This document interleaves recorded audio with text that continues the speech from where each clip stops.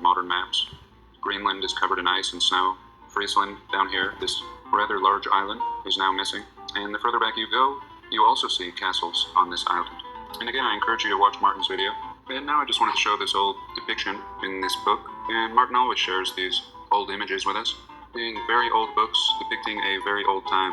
I've always been fascinated with the depictions of King Solomon's temple and all the activities going on around, all the beautiful architecture, as we can even see here in the background, yet already seeming to be partially in ruins, even in this old time. Massive buildings in the background, back here as well. Looks like a little pan creature playing his flute. But what I wanted to mention in this little segment was the art. And seldom is the artwork of old given as much credit as I think it deserves, almost with a photograph-like accuracy, depicting scenes that make you wonder, is this some sort of capturing of an image? Something beyond our understanding. And as an artist, I appreciate this art.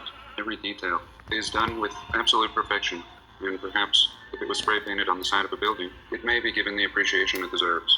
And this is true with the music as well. Seldom is the old classical music attributed to the past replicated in modern times, seeming to almost be missing the spirit-moving undertones found in these compositions of old. And here we see a coin.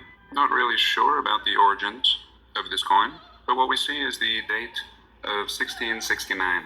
Very fascinating.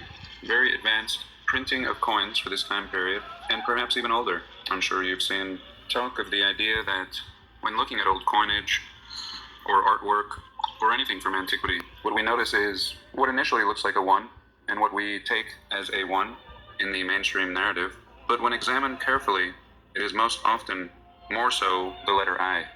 And when studying the reset and the timeline, what we begin to notice, especially with this suspicious I, or sometimes a J, is that this would make the date here actually 669, the year 669.